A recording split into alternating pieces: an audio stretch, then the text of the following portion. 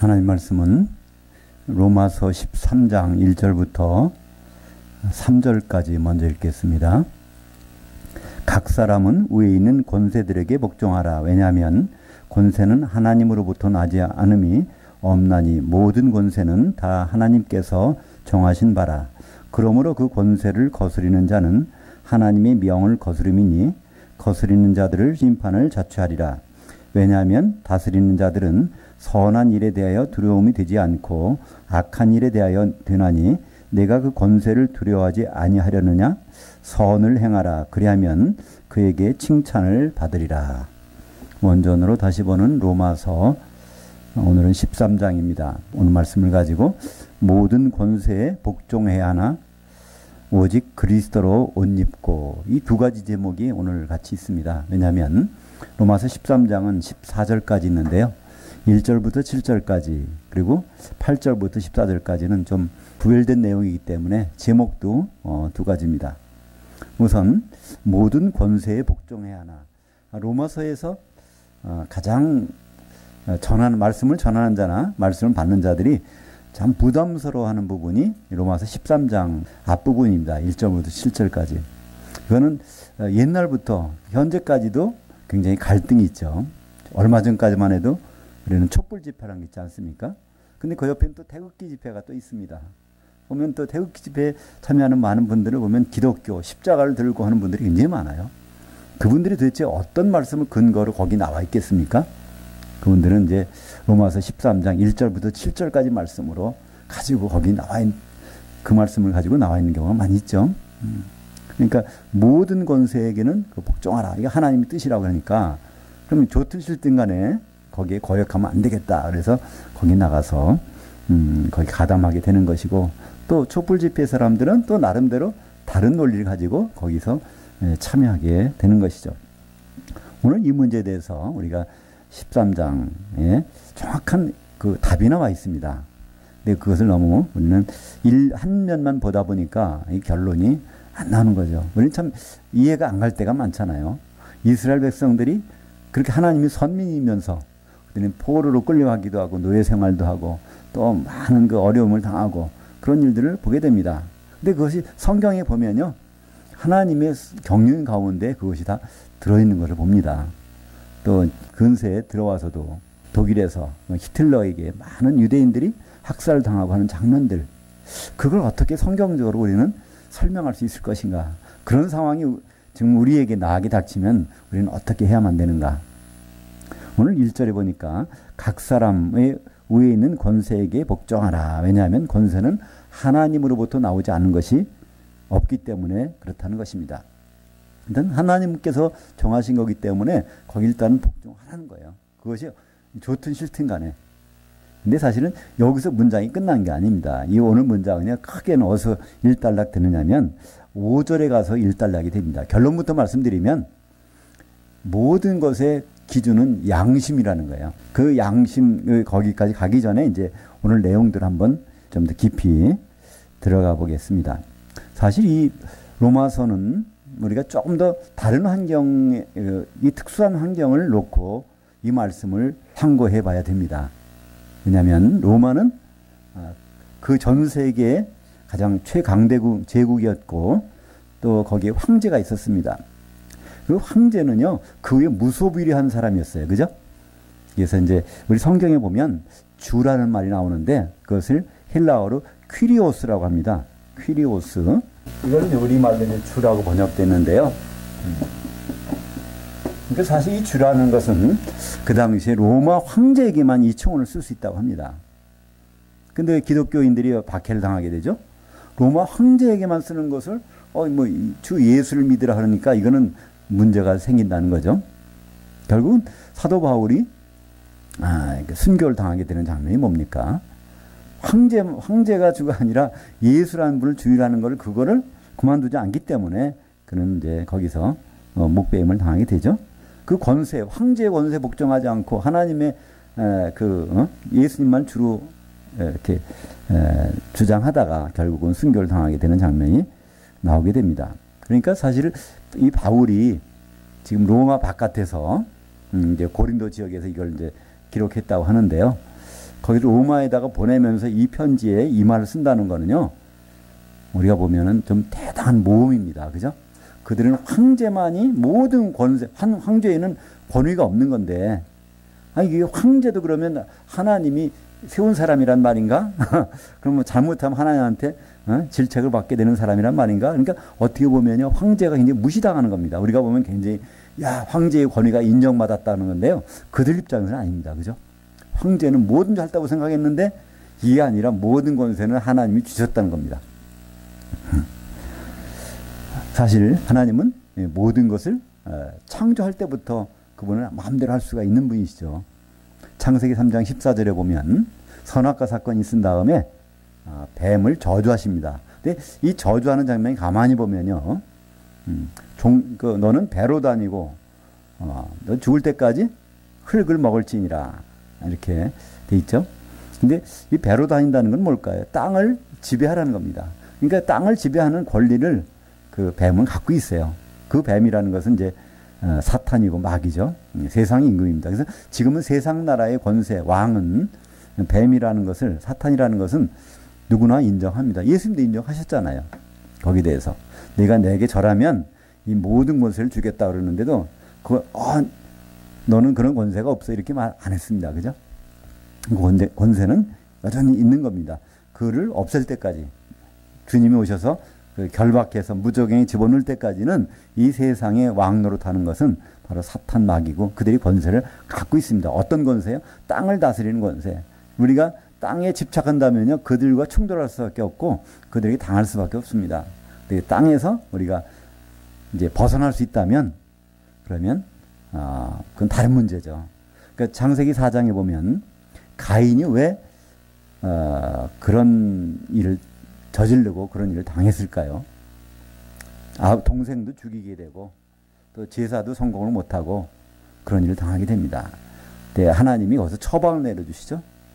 너는 이 땅에서 유리하는 자가 돼야 된다는 겁니다. 땅에 집착해서 농사지어 그걸 먹고 살라고 그렇게 하지 말고 제발 땅에서 집 떨어져도 그래야 방법이 있다는 겁니다. 그래서 가인에게는 처방을 내려줬지만 가인은 얼마 못 가서 아들 낳고, 에녹이라는 아들 낳고 결국 에녹성에다가 땅에 집착해 버립니다. 그래서 하나님은 가인을 버리시고 이제 셋을 택하기 위해서 그를 통해서 하나님 일을 시작하신 장면이 나오게 됩니다. 그래서 이 사탄 마귀는 우리를 공격할 수 있는 권한이 있어요. 근데 한정됩니다. 어디에 권한이 있죠? 이 땅에 속한 일을 할 때. 그리고 또 하나는 종신토록 흙을 먹을지니라. 이때 정확한 단어는요, 흙에 티끌을 먹으라는 단어입니다. 왜 흙에 티끌을 먹을까요? 아담을 우리가 하나님이 지으실 때 창세기 2장 7절에 보면 아담아 그 흙에서 그의 티끌 아파르로 아담을 지으셨죠. 아담의 육체를 공격할 수 있는 권리, 그것이 이제 거기부터 나오게 됩니다. 결국 그 아담은 누구의 모형이죠? 예수님 모형이잖아요. 결국은 예수님의 육체가 공격을 당합니다. 그래서 죽으시죠. 그렇지만 그때부터 일이 바뀌게 됩니다.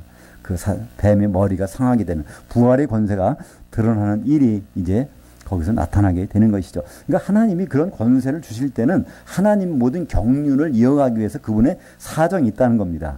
그러니까 일단은 왜 이럴까 보다는 하나님이 왜 이렇게 하셨을까? 그것부터 생각하면 모든 문제가 실마리가 있다는 것이죠. 왜 갑자기 로마 제국이 저렇게 나타났을까? 성경적으로 보면 예언된 거 아닙니까? 다니엘서에 보면요, 로마 제국이 나타나는 거 다 예언이 됐고 그대로 활동하고 있는 장면들을 우리는 볼 수 있습니다. 그러니까 사실은 바울은 이것을 편지로 쓰면서도 그걸 염두에 뒀을지도 모르겠습니다. 바울은 다니엘서를 안 읽었겠습니까? 다니엘서 2장과 7장에 보면 바로 느부갓네살의 바벨론이 있고, 그 다음에 바사와 메디아와 바사 제국이 나오고, 그 다음에 헬라가 나오고, 그 다음에 이제 로마 제국이 등장이 2장과 7장이 나옵니다. 그 시대에 그런 일들이 벌어진다는 게 예언됐는데 그것이 바로 로마를 통해서 이루어지고 있고, 로마에 있는 교회는 그 역사의 현장 가운데 있다는 겁니다. 그냥 어느 지역에서 누가 핍박받으면 그냥 복종하고 순종하라는 것이 아니라 하나님의 경륜 가운데서 벌어지는 일일 때는 일단은 거기서 한번 순종하고 하나님의 경륜을 생각해 보라는 것이죠. 다니엘서 2장에도 물론 있지만 7장에 보면요. 거기에 하나의 그 네 가지의 어떤 짐승이 나오죠. 처음에 맨 먼저 나타나는 것은 사자. 바로 사자는 동물의 왕입니다. 그래서 거기에 꿈을 꿨는데 다니엘이 그것을 해석을 해주죠. 그것을 이제 해석할 때 나오는 것이 그 사자는 누구라고요? 바벨론 왕이라고 얘기합니다. 근데 그 다음에 나오는 짐승 있죠? 다른 짐승. 둘째가 나오는데 곰이 나옵니다. 근데 곰이 한쪽 발을 들고 이렇게 기울어져 있다는 거예요. 그러니까 지금 곰이라는 것은 그 메대와 바사. 그러니까 두 나라이기 때문에 이 한쪽이 그러니까 메대라는 건 잠깐 있다가 바사에 넘어가는 거 아닙니까? 그런 나라가 등장하는데 또 거기서 또 하나의 나라가 나오게 되죠. 그것이 이제 헬라. 헬라는 표범으로 나오지 않습니까? 그러니까 이 표범의 특징이 뭘까요? 표범은요, 순간 속도에서 모든 짐승들 중에 가장 빠르다 그래요. 순간 속도. 그러니까 표범한테 걸리면요, 이거는 어떤 짐승도 모면하기 힘든데, 근데 모면할 수 있는 방법이 있답니다. 순간 속도는 세지만, 그러나 얼마 못 간다는 거예요. 지쳐서. 순간 속도를 내기 위해서는 모든 그 에너지를 소비해야 되는데, 그때 그것을 계속 하다가는 심장이 멈추게 되니까. 그러니까 일단 표범은 그런 게 성격이 있는데요. 바로 알렉산더 대왕이 30대 바로 그 당시 전 세계를 지배하지 않습니까? 그래서 인도까지 가서 인더스 강에서 눈물을 흘렸다고 그러죠. 거기서 정복할 데가 없다는 겁니다. 다 금방 정복해서 그 정도로 신속하게 정복하는 표범의 모습으로 나타난 그 다음에 또 하나 아주 그냥 무시무시한 짐승. 근데 그 짐승은 어떻게 형용할 수가 없는 짐승이 나오는데 그냥 쇠 이빨 가지고 뭘 다 부셔버리는 그때 그런 짐승이 나오는데 그것이 바로 로마 제국이라는 거죠. 왜냐하면 그 로마 거기에서 10뿔이 나와가지고 앞으로 그 10나라가 생기는데 그 중에 작은 뿔이 나타나서 세 가지 뿔을 점령하고 결국은 8뿔이 되는데 그때 그걸 지배하는 짐승. 그것이 이제 요한계시록에서는 그걸 똑같이 인용하면서 뭐라고 하죠? 그것이 마지막 적그리스도. 이 세상의 그러니까 최고의 통치자가 나와서 바로 짐승의 역할, 바다에서 올라와서 이제 교회를 핍박하게 되는 그 장면이 나오는데 그 일련의 과정에서 바로 로마의 그 제국이 바로 네 번째 나라 그런 과정에 있다는 것을 바울은 염두에 뒀을 것입니다. 그러니까 로마 황제는 당분간은 최고의 권세를 갖게 된다는 거예요. 그래서 거기에 일단 복종하라는 겁니다. 요한계시록 13장 1절에 보니까 내가 보니 바다에서 한 짐승이 나오는데 뿔이 10이요 머리가 7이라 그 뿔에는 10 왕관이 있고 그 머리들에는 신성모독하는 이름들이 있더라. 그러니까 다니엘서에서는요 그 짐승이 큰 말을 하더라. 큰 말이란 뭘까요? 하나님을 무시하는 말을 한다는 그것이 다니엘서에 나왔는데 이것이 바로 요한계시록 13장에 보면 그 10뿔 가운데 나타나는 그 짐승이 나옵니다. 그래서 거기에는 바로 짐승이 표범과 같이 비슷하고 또 고음이 발이 있고 또 사자 같은 입이 있는데 그러니까 바벨론과 메대와 바사와 헬라 제국까지 그걸 다 거기부터 연결되어 있는 그 로마로부터 나온 그 10나라 거기에서 나오는 짐승 마지막 그것이 바로 이제 다니엘서의 해석이 요한계시록에서 보여집니다. 그 가운데 있는 로마 제국에 대해서 거기에 있는 성도들에게 지금 편지를 쓰면서 이 부분에 대해서 말씀하고 있습니다. 2절에 보니까 그러므로 그 권세를 거스르는 자는 하나님의 명을 거스리니 거스리는 자들은 심판을 자처하리라. 그러니까 모든 권세에서 거스리면요 그 심판이 있다는 거예요. 그렇다는 얘기는 누구도요? 이 로마 황제도 마찬가지입니다. 그죠? 모든 권세 시작은 하나님께 있지 않습니까? 하나님.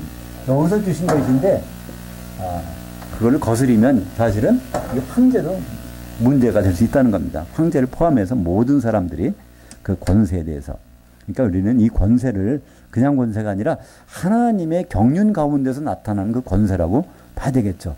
근데 그 하나님께서 예를 들어서 로마 황제에게 주신 권세가 있는데 하나님이 경륜 가운데서 준 것을 자기 마음대로 사용한다면 그것도 심판받는다는 것이죠. 로마도 결국은 없어지지 않습니까? 그래서 사도행전 4장 18절에는 그 이제 베드로하고 사도들이 가서 설교를 합니다. 증언하죠. 그때 누가 옵니까? 거기에 관리들이 나와요. 통치자들이. 대제사장과 그 서기관들 그들이 나타나는데 거기서 예수 그분을 전하지 말아라 그러는 거예요. 그러니까 거기서 하는 말이 베드로가 이런 말을 합니다. 19절에 사도행전 4장 19절에 보니까 베드로와 요한이 대답하여 이르되 하나님 앞에서 너희 말을 듣는 것이 하나님 말씀을 듣는 것보다 옳은가 판단하라. 이제 그 사람들이 얘기하는 것은요, 그 사람들은 권세자들입니다. 그 당시에 대제사장이면 그 말을 들어야 돼요. 권세자니까, 그죠? 서기관들, 그리고 공회 회원들이 거기 가서 지금 그 말을 하고 있는 것입니다. 지금을 말하면 국회의원들이 말을 하는 거예요. 그러면 들어야 되는 거 아닙니까? 근데 여기서 베드로와 요한은 그렇게 안 합니다.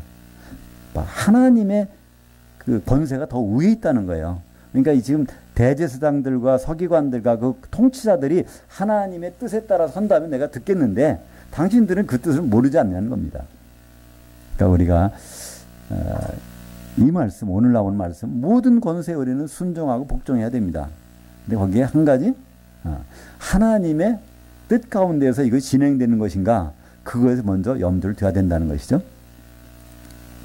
오늘 3절에 보니까 그 이유가 나옵니다. 앞에 접속사가 있습니다. 왜냐하면 다스리는 자들은 선한 일에 대하여 두려움이 되지 않고 악한 일에 대하여 되나니 내가 그 권세를 두려워하지 아니하려느냐? 선을 행하라. 그리하면 그에게 칭찬을 받으리라. 하나님이 권세자를 세워준 이유는 하나님이 선을 집행해 보라고 줬다는 겁니다. 하나님이 선하신 일을 그들을 통해서 하도록. 그렇기 때문에 그것을 순종하지 않는다는 것은 하나님의 선을 거역하는 일이라는 거예요. 근데 이 사람이, 이 통치자가, 이 다스리는 자가 과연 하나님의 선을 행하느냐 안 하느냐? 그거는 어떻게 알 수 있다고요? 하나님의 선을 내가 행하고 있는데 그 통치자가 나를 칭찬해 주면 그 사람은 하나님의 선을 행하고 있는 자라는 거예요. 만약에 바울이 거기 갔는데 그 복음에 대해서 이거 잘한다고 칭찬해 준다면 이 황제는 선을 행하고 있는 겁니다. 근데 그 칭찬 안 한다면요, 그건 하나님의 선을 집행하는 자가 아니라는 거예요. 그러니까 우리는 이 권세자들을 볼 때, 그 권세가 어떻게 활용되는 걸 볼 때에 대해서 항상 하나님의 선을 집행하고 있는지, 그가 자기 욕심으로 그걸 하고 있는지, 그것을 살펴볼 필요가 있죠. 굉장히 간단한 법칙 아닙니까? 내가 하나님의 선을 따라서 하고 있는데 이 권세자가 칭찬을 안 해줘. 그렇다는 얘기는 뭘까요? 내가 하나님의 선을 행하지 않았든지, 그렇다면 통치자가 잘못됐든지, 그죠?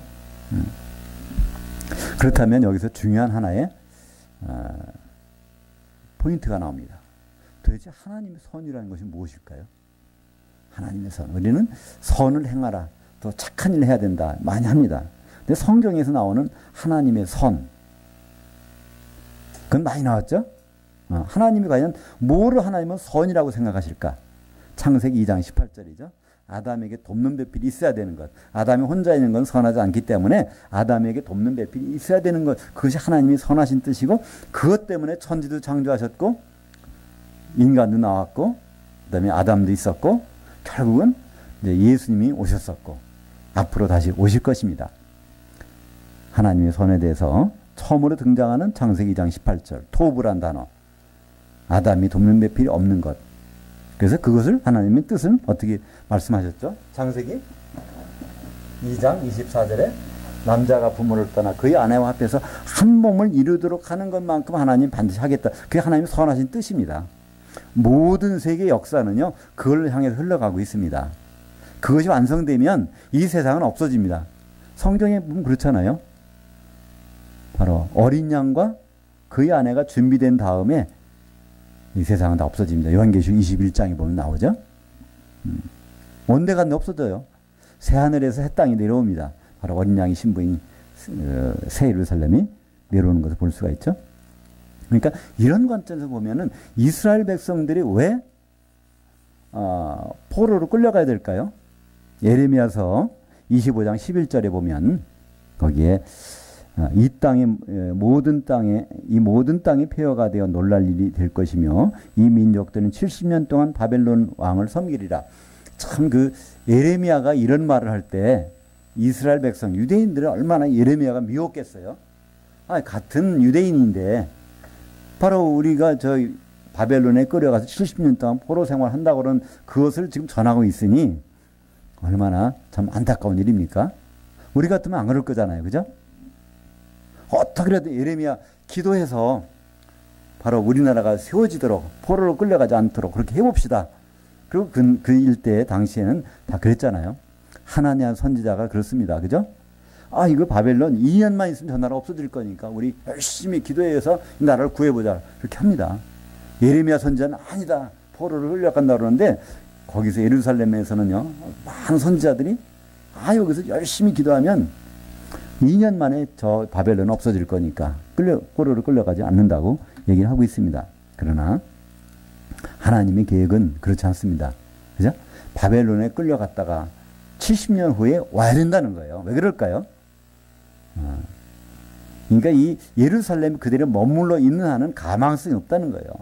왜냐면 우두머리들이 관리들이 다 완전히 부패하고 썩어서 왕부터 대제사장부터 선지자부터 서기관부터 다들 다 우상숭배 바로 거기에 사로잡혀서 그들을 격리시켜서 70년이 차게 한 다음에 다시 그들을 불러서 성전을 건축하고 예루살렘 성벽을 세우는 일, 그걸 하겠다는 겁니다. 그것은 요한계시록에서 똑같이 반복되지 않습니까? 큰 성 바벨론에서 니들 나와라는 겁니다. 바벨론에서 나오라는 거예요.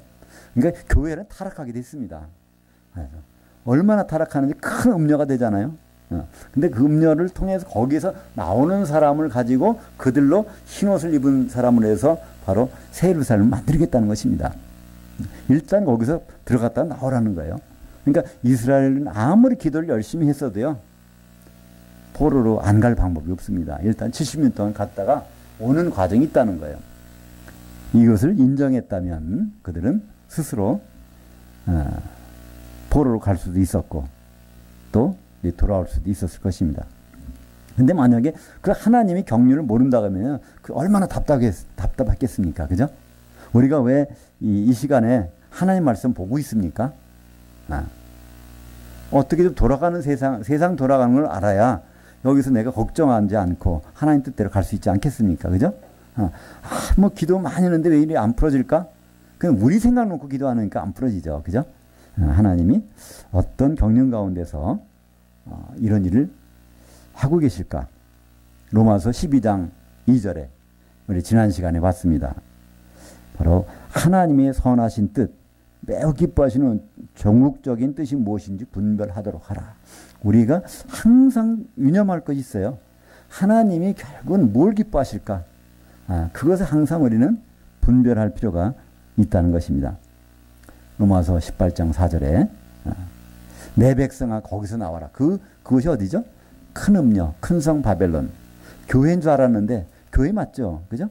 엄청나게 큰 교회. 그 무리 하나님이 그 교회를 그렇게 그것도 하나님이 경륜 가운데 있는 겁니다. 교회가 그렇게 번성하고 커져야 돼요. 사실은 이렇게 그렇게 된 가운데 그 중에서 고르시겠다는 거 아닙니까? 마태복음 25장에 세 가지 비유가 나오는데 천국 비유가 마지막 비유 뭡니까? 염소들 가운데서 양을 골라내시겠다는 것입니다. 그러니까 일단 염소들이 돼버린다는 거예요. 풀밭에 다 양인 줄 알았는데 그게 염소로 다 된 다음에 그 중에서 양들을 골라서 그게 상속을 맡기시겠다는 것이 하나님의 경륜입니다. 그렇다면 우리는 이 세상을 보는 눈이 좀 더 분별력이 있을 수 있어요. 이 세상이 왜 이렇게 교회가 참 좀 이렇게 타락하게 갈까? 만약에 모이긴 모이는데 왜 이렇게 될까? 근데 이상한 게 아니라 너무나 성경적인 방향으로 가고 있는 것입니다. 한마디로 요한계시록 다른 데 그냥 접어놓고요. 17장과 18장만 읽어봐도 요즘에 신문 기사 보는 것보다 생생하게 요즘의 현 상황들이 나오지 않습니까? 거기 보면 바로 그 교회 왕들이 임금들이 그 짐승을 따라간다는 거예요. 오히려 거기서 짐승이 죽었다가 살아나는 경우에 보니까 다들 몰려간다는 겁니다. 이적이 나타나니까 몰린다는 거예요. 그 땅의 왕들이 누굴까요? 성도들 아닙니까? 바로 우리는 다 왕 같은 제사장들이고 바로 왕 노릇을 할 사람들인데 그들이 다 몰려가는 장면이 나옵니다. 오늘 4절과 5절에 보면 이 권세에 대해서 우리가 어떤 자세를 가져야 되는지를 결론 부분이 나옵니다. 왜냐하면 4절에 그는 하나님의 사역자가 되어 내게 선을 베푸는 자니라. 그러나 내가 악을 행하거든 두려워하라. 그가 공연히 칼을 가지지 아니하였으니 곧 하나님의 사역자가 되어 악을 행하는 자에게 진노하심을 따라 보응하는 자니라. 여기서 사역자라고 번역되는 것은요, 디아코노스입니다. 심부름꾼이라는 거예요. 지금 이 세상의 권세자들은 사실은 하나님의 심부름꾼이라는 겁니다. 성경에도 나오지 않습니까? 느부갓네살 왕, 다른 그 외국 적군이죠. 적국의 왕이 하나님은 뭐라고 부르십니까? 느부갓네살 왕을요, 내 종 느부갓네살, 예레미야서에 보면요, 그것이 두 번이나 나옵니다. 27장 6절에 또 43장 10절에 내 종 바벨론 왕 느부갓네살, 그들이 와서 너희들을 다 데려서 포로로 끌고서 거기 가게 되리라, 이런 말을 계속 반복하는 거예요. 느부갓네살 왕이 바로 하나님이 종이라는, 심부름꾼이라는 거예요. 그들이 침략군이 아니라 하나님의 심부름꾼. 왜 그럴까요? 예루살렘에 머물러 있는 한은 우상숭배에 빠져서 결국 헤어나지 못한다는 거예요. 그죠? 그다음 장소를 이동시켜서 그 악한 지도자들에서 벗어나서 거기에서 있다가 다시 와서 이 성전을 건축하고 또 성벽을 새로 세우고 그런 일을 맡겨주시겠다는 겁니다. 그 일을 하는 느부갓네살. 사실 느부갓네살은 자기가 누군지 확실히 모르잖아요. 근데 하나님은 그걸 사용하시겠다는 겁니다. 지금 왜 교회가 그렇게 커집니까? 왜 타락합니까? 일단 그 과정을 거친다는 거예요. 그 과정 중에서 하나님 뽑으시겠다는 겁니다. 그 과정 중에서 선발하는 거예요. 그죠? 왜 요즘에 그런 시험들이 있습니까? 입사시험, 입학시험, 선발하는 거 아닙니까? 시험이 없다면 선발도 없어요. 그죠? 많은 사람들이 고민하는 게 뭐죠? 요새 청년들이 왜 이렇게 어려움을 겪습니까? 선발하는 데가 없다는 거예요. 그죠? 그게 어려운 거예요. 그죠? 선발하는 데가 많으면 얼마나 좋은지 몰라요. 오늘 말씀 이제 5절에 보니까 그러므로 복종하지 아니할 수 없으니 진노 때문에 할 것이 아니라 양심을 따라 할 것이라.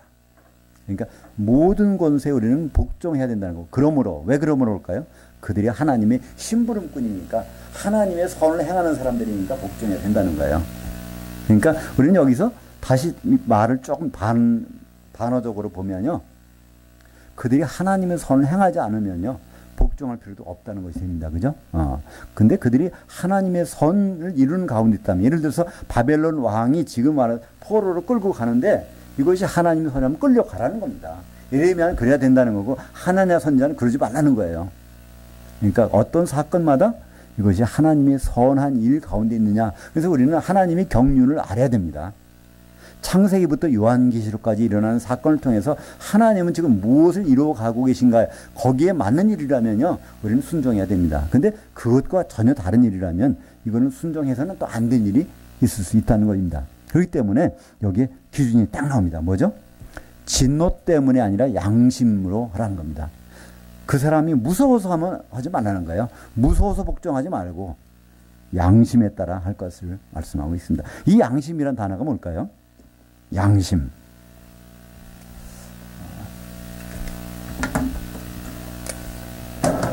양심. 우리 한자로 보면요, 좋을 양, 그죠? 선한 양에다가 마음심입니다. 선한 마음입니다. 근데 이것을 영어로 하면 뭐죠? 영어로 하면 컨션스라고 하죠. 컨션스. 근데 이 컨션스라는 단어가 어떻게 나왔을까요? 컨이라는 것은요, 같다는 뜻이죠. 그죠? 같이. 사이언스라는 것은요, 이거는 지식이 안다는 거예요. 같이 하는 겁니다. 같이 하는 거. 그러니까 같이 한다는 것은요, 우리가 사람이 마음이 통일돼도 되는 거예요. 그죠? 그러나 여기서 같이 한다는 건요, 하나님 마음과 같은 거예요. 그죠? 하나님 마음과 같은 것인지, 이것이 바로 진짜 양심. 그렇다면 그 양심. 자기 욕심이 없고 하나님 마음과 같은 것. 그래서 이것을 헬라어로는요, 같다는 것을 헬라어로 쓸 때는요, 쉰이라는 접두사를 씁니다. 그 다음에 여기 이제 안다는 것은 에이데시스라는, 에이드라는 것이 알다, 이해한다. 거기 명사형 에이데시스. 그래서 신 에이데시스. 이것이 바로 헬라어로 양심입니다. 영어 번역을 하면 conscience.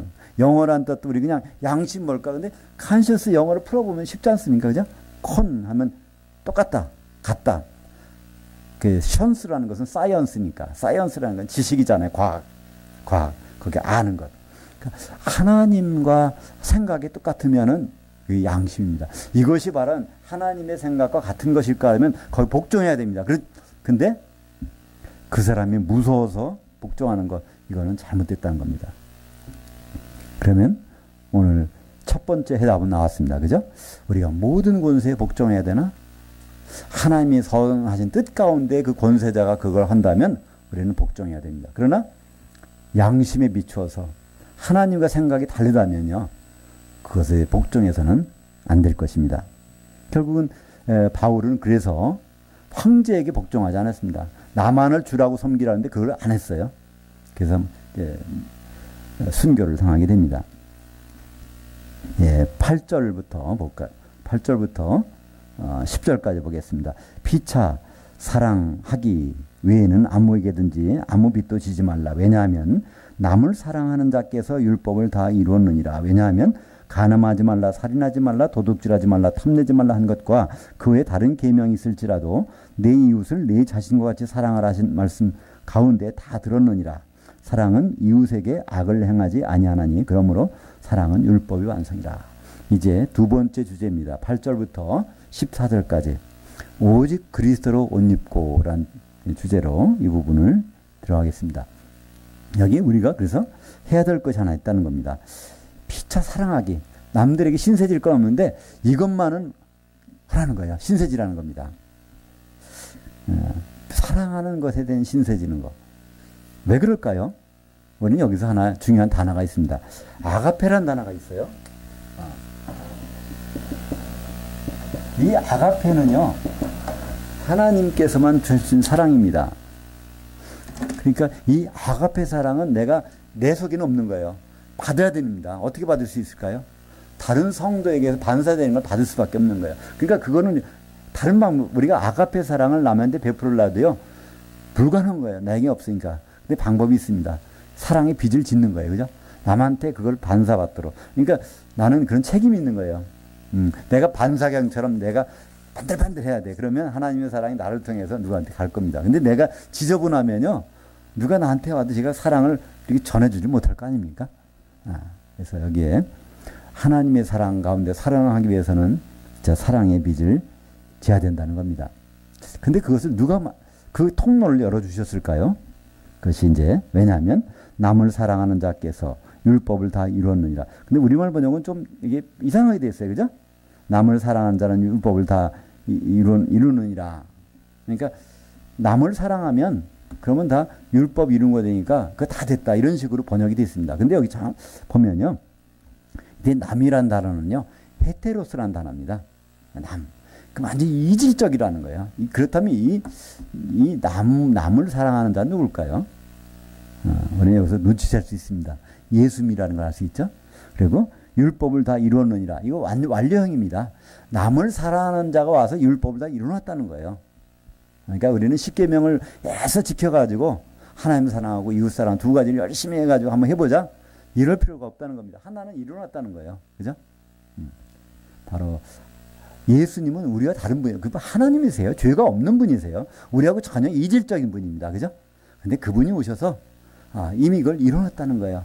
바로 십자가에서 다 이루어놨습니다. 그러니까 우리는 이제 아가페 사랑을 서로 운반하고 비춰주고 그 가운데서 하나만 되면 되는 거예요. 다른 게 필요 없습니다. 그래서 그 과정에서 우리는 그리스도 안에서 옷 입고 있으면 거기에서는 바로 사랑이 풍성하게 반사될 거 아닙니까? 그 안에서. 요한복음 13장 34절에 그래서 예수님은 십자가 지시기 바로 몇 시간 전에 이 계명을 주십니다. 아가페 사랑으로 서로 사랑해라. 지금까지는 그게 불가능했지만, 왜냐하면 아가페 사랑은 반사할 사람이 아무도 없으니까, 이루어주시지 않았으니까. 그러나 십자가에 가서 그분이 하나님의 사랑을 증명하십니다. 그런 다음에는 이제 그 사랑으로 서로 어떻게 해요? 예수님이 우리에게 아가페 사랑을 주는 것처럼 그렇게 사랑하라는 거예요. 그것이 새 계명입니다. 계명은 반드시 지켜야 되죠. 새 계명이라는 것은 옛 계명은 이제 끝났다는 얘기입니다. 갈라디아서 5장 14절에 온 율법은 네 이웃 사랑하기를 네 자신과 같이 하라는 말씀에 이루어졌다. 그러니까 여기 보면 10계명 중에서 하나님 사랑 부분이 빼졌다는 거예요. 그죠? 갈라디아서에서. 근데 왜 갈라디아서에서 이 말씀을 했을까요? 갈라디아서는요, 율법 10계명을 지켜야 된다는 거예요. 하나님을 사랑하는 걸 해봐야 된다는 겁니다. 근데 그거는 해볼 수는 있지만 우리는 100번 해봐야 100번 실패합니다. 우리가 어떻게 하나님을 사랑할 수 있을까요? 그건 불가능합니다. 예수님이 대신할 수밖에 없다는 거죠. 야고보서 2장 8절에도 그래서 바로 이것이 이웃 사랑하는 것. 이웃은 누굴까요? 바로 형제들이죠. 성도들끼리 얘기하는 겁니다. 다른 데 가서 누구한테 구제하라는 얘기 아닙니다. 여기서는 우리의 이웃이 누구일까?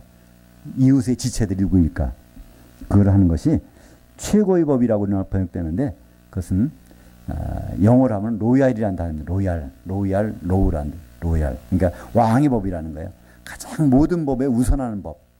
그것은 바로 새 계명입니다. 이 모든 일들을 왜 여기서 자꾸 강조하고 있을까요? 우리는 지금 그 시간을 느끼지 못하지만 바울은 얘기합니다. 그 때가 가까우고 있다는 겁니다. 이 물리적인 시간이 가까운 것이 아니라 바로 하나님의 그 경륜이 이루어질 때가 가까이 왔다는 것이죠. 11절에 보니까 또한 너희가 이 시기를 알거니와 자다가 깰 때가 벌써 되었으니 이는 이제 우리의 구원이 처음 때보다 가까워졌다. 이 구원은 개인적인 구원이 아니에요. 우리의 구원이니까 혼의 구원입니다. 혼의 구원이라는 건 뭘까요? 혼이라는 건 우리의 생각입니다. 그죠? 우리 생각이 누구 생각과 같아지는 걸까요? 바로 예수님 생각과 같아져야 됩니다. 그러니까 예수님과 생각이 같아지려면 한 가지 방법밖에 없잖아요. 우리 몸이 생각은 다 머리에서 나오는데 예수님을 머리로 삼는 곳 교회밖에 없습니다. 그죠? 혼의 구원이라는 건 교회 밖에서는 있을 수가 없는 거예요. 왜냐하면 예수님은 교회의 머리시기 때문에 다른 단체의 우두머리가 아닙니다. 예수님은 교회에만 우두머리십니다. 그분의 생각, 혼의 다 그 지체를 통해서 역사하는 것 교회밖에는 없죠. 그래서 우리가 어둠의 일을 버리고 빛의 갑옷을 입자. 빛의 갑옷이라는 것. 우리가 빛을 비출 수 있는 것 뭘까요? 우리가 교회가 이 세상이 어둡다는 뜻입니다. 그죠? 어두우니까 빛을 비추는 거잖아요. 그죠? 마태복음 5장 14절과 15절에 바로 우리가 세상의 빛이라는 겁니다. 우리가 그들에게 비춰주는 그렇다는 세상이 어둡다는 겁니다. 거기에 그 빛은 바로 교회를 얘기하죠. 산 위에 있는 동네가, 산 위에 있는 도시가, 그건 바로 예루살렘 도성을 얘기하는 건데, 그것이 저 멀리까지 비춘다는 겁니다. 우리가 교회가 된다. 진짜 교회라면요, 사람들이 빛을 바라본다는 거예요. 왜 세상에서 우리가 빛을 바라지 못할까요? 오히려 사람들이 교회를 보면 아주 깜깜하다고 생각할 거예요. 그죠? 지금 요즘에 교회를 본다면요, 누가 빛이라고 생각하겠습니까? 세상에 소망을 주는 교회가 있다고 생각하겠습니까? 요즘 같으면. 성경에서 말씀하는 것은 빛의 갑옷을 입고 있어야 된다는 겁니다. 이 갑옷이라는 단어는 사실은 무기란 뜻이에요. 무기. 그래서 낮에와 같이 행하고 방탕하거나 술 취하지 말라. 이 술 취하지 말라는 단어는 여기서 술 먹지 말라는 단어가 아닙니다. 중독되지 말라는 거예요. 이 세상 것에 중독되는 거. 그러니까 그 중에 물론 이제 알코올 중독도 해당은 되겠지만 술 먹는 것만 한정되는 것이 아닙니다. 이 세상 것에 중독되지 말라는 겁니다. 중독은 언제 될까요? 낮에는 사실은 그런 일 없죠. 되게 저녁이 되면 한 잔 건하게 마시고 중독되기가 쉬운데 낮에는 그런 사람 좀 적지 않습니까? 14절에 오늘 말씀 결론이 나옵니다. 오직 너희는 주 예수 그리스도로 옷 입고 정욕들 위하여 육신의 일을 도모하지 말라. 우리가 해야 될 일. 옷 입으라는 거예요. 제 옷 입고 있잖아요. 근데 옷을 입으라는 겁니다. 그게 무슨 옷이죠? 여기서 그리스도로 옷 입으라는 겁니다. 도대체 그리스도로 옷 입는 방법이 뭘까요? 그건 성경이 나옵니다. 갈라디아서 3장 27절 누구든지 그리스도와 합하기 위하여 세례받은 자는 그리스도로 옷 입었느니라.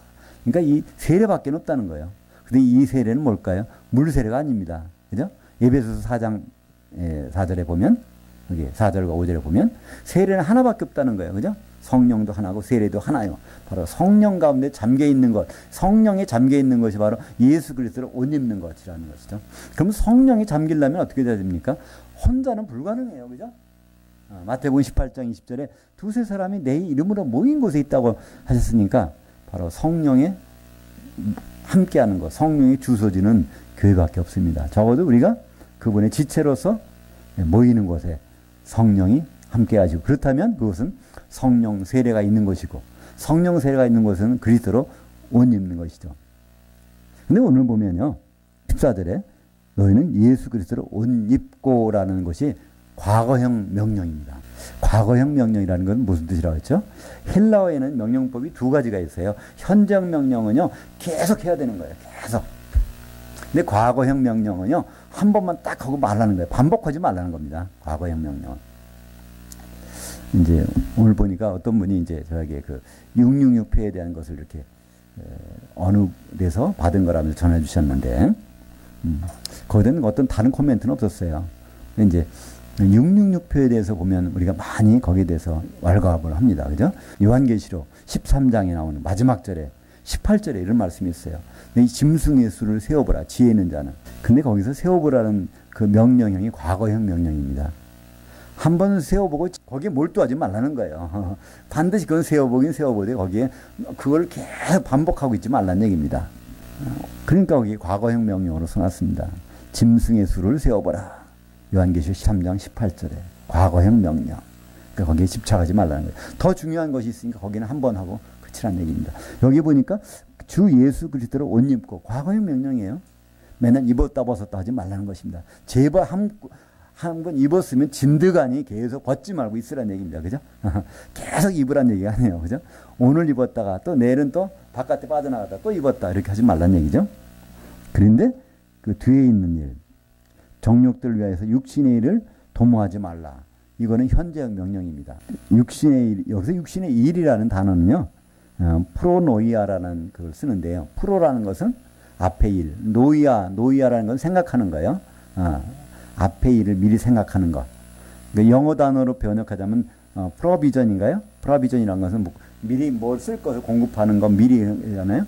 그러니까 우리는 이게 좀 부담은 되는 말이에요. 그죠? 육신은 내 쓸 것에 내일 뭐가 있어야 돼? 그러면 어디다 땅을 투자하면 거기 돈 많이 벌지? 또 어디다 하면 뭐 하지? 이런 거 하지 말라는 거예요. 그렇다고 우리가 그걸 무시할 수 있을까요? 여기 보니까 정욕을 위해서, 정욕을 채우기 위해서 세상 일에 이렇게 관심 갖고 투자하는 거, 그거는 좀 그치란 얘기입니다. 그것을 여기 보니까 도모하지 말라 이렇게 돼 있어요. 현재형 명령.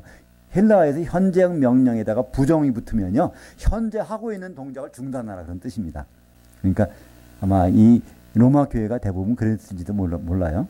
육신의 정욕을 위해서 지금 어디다 뭘 투자할까 뭐 할까 그걸 막 하고 있는 동작을 중단하라. 왜요? 지금 할 일이 있으니까. 먼저 뭘 생각하라고요? 그리스도로 옷 입고 있는지, 그리스도라는 그 옷 속에 들어와 있는지, 그것이 굉장히 중요한 일이라는 겁니다. 왜 그렇죠? 때가 가까우니까. 어떤 때일까요? 이 주님을 만날 때가 가까웠다는 거예요. 이 혼인잔치가 가까이 왔다는 겁니다. 마태복음 22장에 보면요, 그 혼인잔치에서 낭패당한 사람이 얘기가 나옵니다. 혼인잔치, 천국은 마치 이와 같으니. 그래서 혼인잔치를 쭉 벌여놓고 오라고 그랬더니 다들 사정이 있다는 거예요. 밭을 샀고 장가를 들었고, 그러니까 사정이 있어. 그래? 그러면 길거리 나가서 누구든지 붙들어 오라는 겁니다. 그래서 이 여자를 채우라는 거예요. 그래서 거기에 초청에다가 채웁니다. 근데 거기에 무슨 일이 벌어지죠? 예복을 안 입은 사람이 있는 거예요. 그 사람은 당장 이 사람 내쫓아서 일을 걸게 해서 나옵니다. 그러니까 그것이 예수님이 앞으로 오셔서 할 일을 거기서 미리 말씀하신 것입니다. 예복 안 입은 자는 쫓겨난다는 겁니다. 그래서 일을 가른다는 거예요. 예수님한테 왔는데 왜 쫓겨납니까? 마태복음 22장, 거기에 마태복음이요, 22장 4절에 보면 거기에 초청한 거는요, 혼인잔치 어디 초청했냐면 아리스톤에 초청했어요. 아리스톤은 저기 런치입니다. 혼인잔치 런치에 다 초청했어요. 근데 요한계시록 19장에 보면요. 거기에 혼인잔치에 거기 참여한 사람들은 다 복이 있다. 거기는요. 데이프론에 거기 참여한 사람들이에요. 요한계시록 19장 9절에 보면요. 거기는요. 누가 복이 있다고요? 데이프론. 데이프론은 디너. 그죠? 중요한 거는요. 디너까지 가야 돼요. 이건 무슨 말일까요? 우리는 주님이 오시면 전부 다 올라갈 겁니다. 그죠? 그래서 런치에는 다 들어가게 돼요. 그러나 거기서 정말 디너까지 가는 것. 디너 누가 있죠? 어린 양의 세마포 옷을 입고 있잖아요. 디너에서는. 그죠? 한 세마포 옷을 성도들이 입고 있는 것이 요한계시록 19장 7절, 8절, 9절에 나옵니다. 그러니까 우리가 지금 이 세상에서는요. 그 생각을 놓칠 수도 있어요. 그러나 끝까지 그건 중요한 얘기입니다. 왜냐하면 지금 세상에 사는 데는 그것이 그리스도 옷 입는 것이 별 혜택을 못 받을 수 있어요. 그러나 주님을 만나는 그 자리에서는요. 예복이 없으면 그 큰일 나는 겁니다. 왜냐하면 때가 가까웠기 때문에 그렇습니다. 그 예복을 입는 유일한 방법 성령 세례밖에 없다는 것이죠. 고린도전서 12장 13절에 우리가 유대인이나 헬라인이나 종이나 자유인이나 다 한 성령으로 세례받아 한 몸이 되었고 바로 이 옷을 입는 방법이 나오죠. 또 한 성령을 마시게 하셨느니라. 정말 이 옷을 입었다면 지금 성령을 마시는지 안 마시는지 한번 생각해 보셔야 돼요. 내가 이 옷을 입고 있는지 안 입고 있는지 어떻게 알 수 있을까요? 지금 성령을 마시고 있는지 안 마시고 있는지. 내 정말 성령 안에서의 그 희락과 기쁨과 자유함이 있는지. 그것이 없다면요. 옷 입었다가 잠깐 벗어놓은 거예요. 빠져나간 거예요. 그다음 빨리 들어야 됩니다. 그래서 요한계시록 19장 7절 읽고 7절 8절 읽고 오늘 마치겠습니다. 우리가 즐거워하고 크게 기뻐하며 그에게 영광을 돌리세. 어린 양의 혼인날이 이르렀고 그의 아내가 자신을 준비하였으므로 8절 그녀에게 빛나고 깨끗한 세마포 옷을 입도록 허락하셨으니 이 세마포 옷은 성도들의 옳은 행실들이로다 하더라. 천사가 내게 말하기를 기록하라. 어린 양의 혼인잔치 정찬의 청함을 받은 자들은 복이 있다. 점심때 주님 올라갔을 때 공중에서 점심때 만나는 거 그건 누구나 할 수 있어요. 길거리에 가서 누구나 다 불러오라고 했으니까. 근데 그 정찬에 들어가는 사람은요. 예복을 입은 사람만이 들어갑니다. 오늘 그것을 그리스도의 옷이라고 하고 있고요. 그리스도의 옷은 성령 세례 가운데 있는 것이 그리스도의 옷입니다. 정말 우리가 성령 세례, 성령이 잠겨 있는지 안 잠겨 있는지, 그러니까 성령을 마시고 있는지 안 마시고 있는지. 성령은 마시면 거기서 효과가 나옵니다. 로마서 이제 그 14장 17절이 나오죠. 하나님 나라는 바로 성령 안에서 있는 것. 그 안에 뭐가 있다고요? 의와 희락과 평강이니라. 이 세 가지가 있으면 의라는 건 뭐죠? 죄로부터 자유로운 거예요. 그러니까 하나님 앞에 자유로운 거. 예수님 때문에. 그리고 희락. 남들이 모르는 속에 뭐 기쁨이 넘쳐나고 있는 거. 평강. 하나님과 연결되어 있는 거. 손잡고 있는 거. 느껴지는 거. 이 세 개가 있다면요. 성령 안에 있는 겁니다. 바로 성령 세례 가운데 있는 것이고요. 그리스도로 옷 입고 있는 것인데 만약에 그 세 가지 중에서 뭐가 빠졌다. 자유함이 없다. 뭐 기쁨이 말라버렸다. 그리고 하나님과 연결된 끈이 끊어진 것 같다. 이런 사람은요. 그리스도 옷 속으로 빨리 들어와야 될 것입니다. 기도하겠습니다.